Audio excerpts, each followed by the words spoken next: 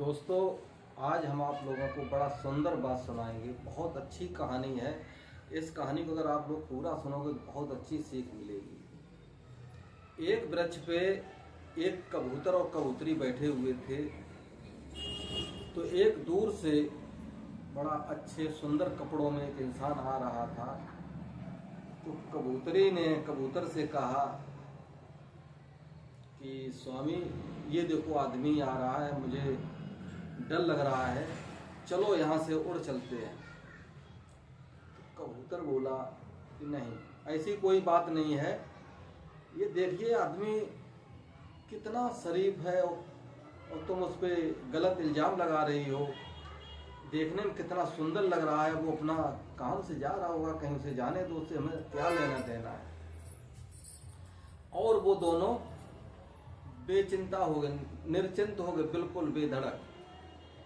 और वो इंसान जब वृक्ष के बगल से आया तो उसने तरकस से तीर निकाला और कबूतर के मार दिया और कबूतर वहीं पे खत्म हो जाता है।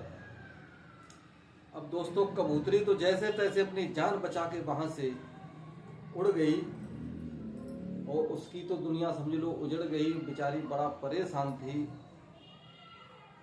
फिर उसने विचार किया और वो राजा के पास गई कि राजा साहब, मेरे पति को इस इंसान ने मार दिया, उस इंसान ने मार दिया है। तो राजा साहब ने तुरंत ही अपने राज्य में इतलाह किया कि वो इंसान कौन है, उस इंसान को तत्काल पकड़ के लाया जाए। भाई वहां से सिपाही गए और उस इंसान को पकड़ के लाए। तो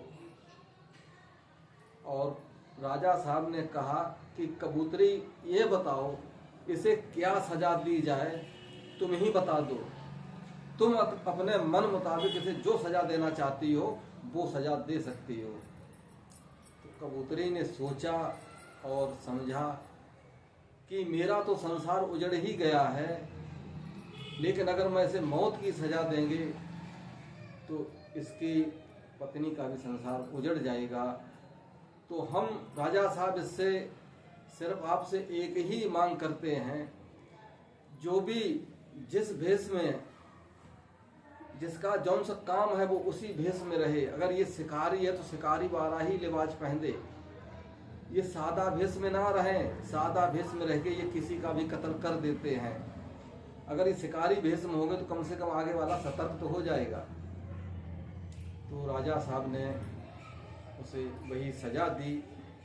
तो इस कहानी से आप लोगों को क्या सीख मिली है और कमेंट में बताना। और जो सादा तरीका के लोग हैं उनसे बहुत सतर्क रहें। ये सादा सैंपल भेष में आके और शिकारियों वाला काम करते हैं और लोगों का शोषण हो जाता है, परिवार उजड़ जाते हैं। तो इसलिए दोस्तों, कमेंट करके आप लोग जरूर बताना कि आप लोगों की ये कहानी हमारी कैसी लगी है।